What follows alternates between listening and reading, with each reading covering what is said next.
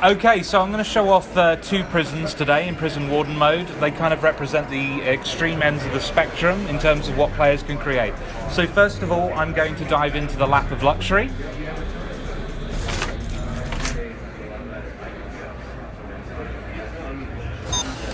Okay, as you can see, the lap of luxury lives up to its name. We've got a lakeside restaurant here, a pier over here, a little shop where they can buy various sundries here. And let's have a look at the cells themselves. They have a swimming pool, they have a gym over here, a double bed, a desk with a computer, a pool table. So this cell is better than my flat back in London, so these guys have it pretty good. Unfortunately, running a prison like this is very expensive. As you can see in the right corner here, we are in the minuses at the moment in terms of cash flow. So one of the ways we can combat that is building a workshop where prisoners can build various items that we can sell on to make a profit. 011 went to great lengths to making the controls of Prison Architect really accessible and really streamlined on the console version. So as you can see, all the options are displayed here on the directional pad, and it's as simple as left for construction, right for prison running, down for emergencies, and up for reports. We're going to go into construction, then structure, and then we're going to build a brick building over here. So this is going to lay down the foundations for our workshop. Okay, that's done. That was easy. It was just a drag and drop job. Obviously, nothing just pops up in Prison Architect. It actually has to be built within the world. So we're going to go say hello to our construction workers over here. They're just waiting for the next shipment.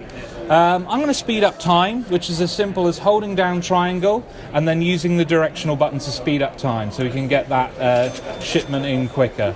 There we go. And then we'll follow our construction workers to the site. There they go.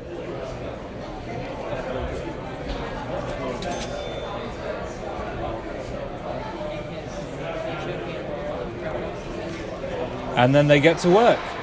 You'll notice that they automatically remove the trees. You don't have to individually tell them to remove the trees. There's also an impact to everything you take away. So you'll notice the trees leave behind logs here. They can be used for later projects later down the line. Oh, I'm going to put a door on here. That would be useful. There we go.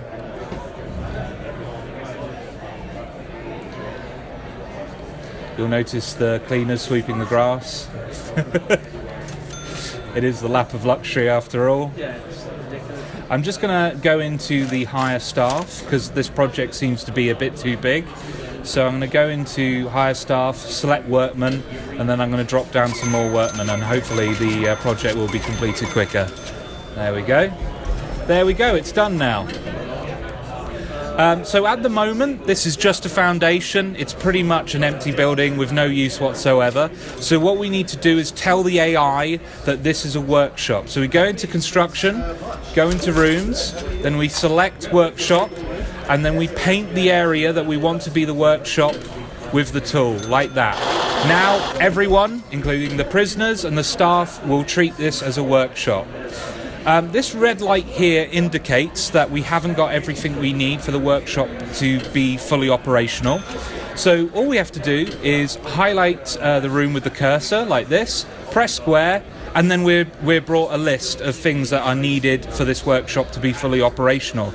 But even easier, you just press square again, and you're taken right to the items you need to build a workshop. So let's put down a workshop saw here, another one here, a work press, a couple of tables,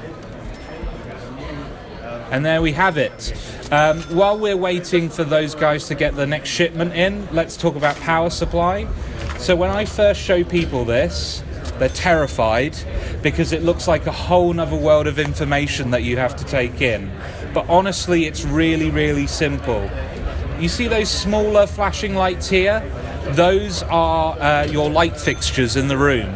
So it's as easy as dragging the cable into the room And once you've done that, as long as it's within range, it will automatically connect up to all the lights in the room.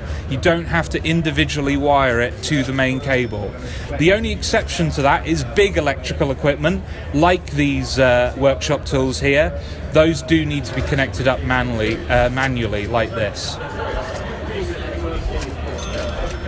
There we go.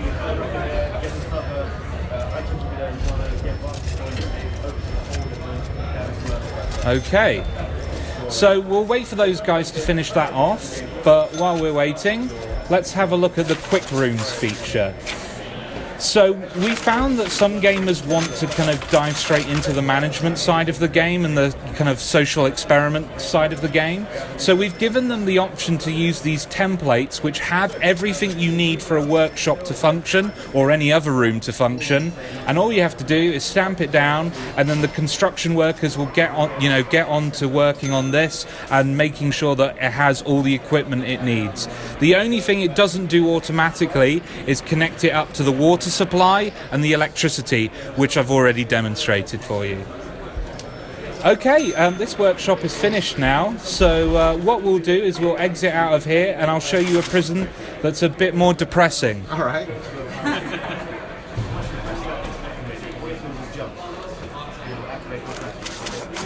The Rock.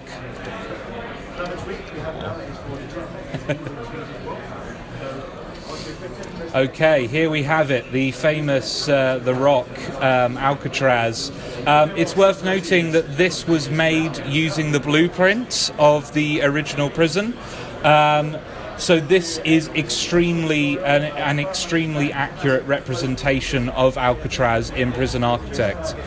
It's also worth noting that water is a new construction tool in the console version. Before, random would kind of just be a random occurrence on a plot of land in the PC version, but now you can build moats and build islands using this water tool. So let's have a close-up look at the prison cells. As you can see, their quality of life is not as great as those living in the lap of luxury. They have a bed, they have a toilet, and that's about it. Frank Morris here, he's worth highlighting because he is a real-life prisoner who served time in Alcatraz.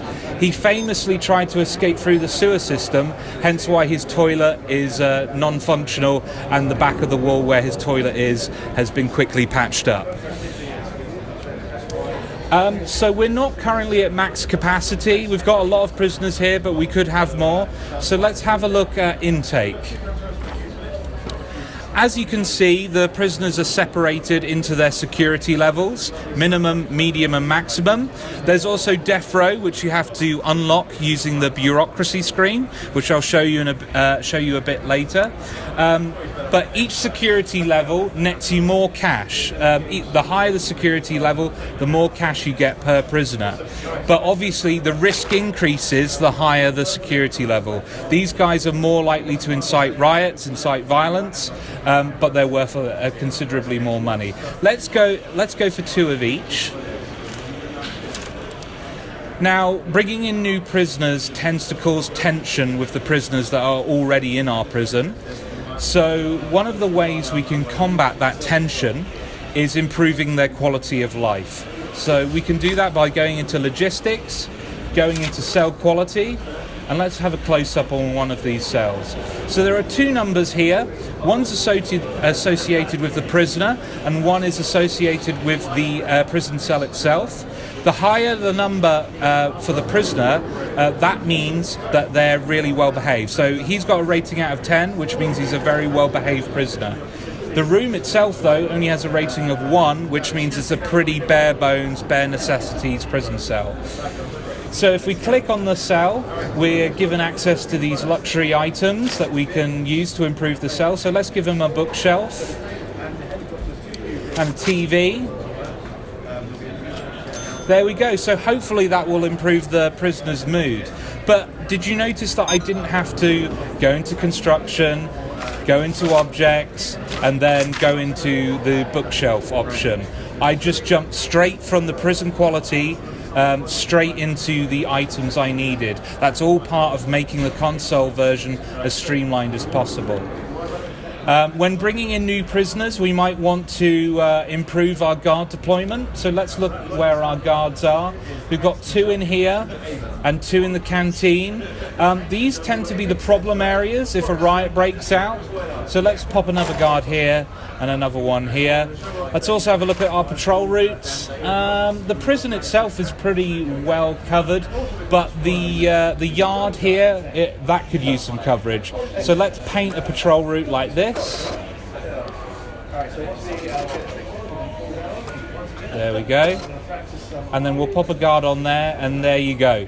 The yard is covered.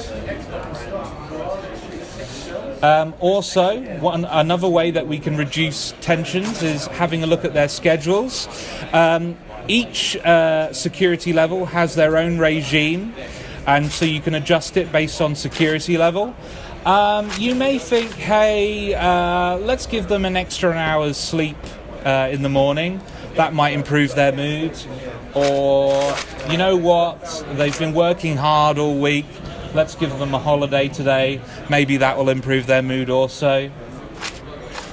It's worth also touching on the bureaucracy screen here. So I mentioned how you could unlock death row as an option. That's how you unlock all those extras here. So death row has its own systems associated with it. So it's not as simple as bring a prisoner in and then kill him. You have a specific date you have to kill him at, and there's also an appeals process that all the prisoners have to go through before they're executed. We did not want to have a situation where players were building, death camps, essentially. We wanted it to be as realistic as possible. So you have to abide by the rules, otherwise you're punished for it. Okay, it looks like our prisoners are gathering in the canteen. This tends to be when things get a little bit tense. Right, yes. In fact, a riot has broken out. As you can see, they're fighting the guards, injuring them, stealing their weapons, stealing their keys even. One of them's got one here, Hawkins has got a key, so he has access to all areas of the prison now. That's really dangerous. You'll notice that the room has changed colour. That red indicates that you've lost control over that area of the prison.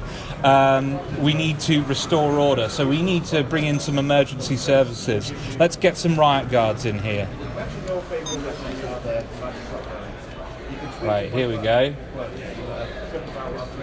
Just going to speed up time so they get there in a timely fashion. Right, we've lost control over the main block now as well, so things are getting really out of control. We've got unconscious guards, even dead ones. This was a terrible, terrible incident. Here we go. They're going to clean up shop now. It's worth also highlighting the emergency orders. So we've got free fire here, which is somewhat of a last resort. If the prisoners take control over the entire prison, you might have to resort to that. We've also got shakedown, which is where they go into the cells and make sure there isn't any contraband or weapons. Lockdown, which closes all the gates, but we're going to select bang up, which sends all the prisoners back to their cells. As you can see, the prisoners are starting to head back to their cells. Oh.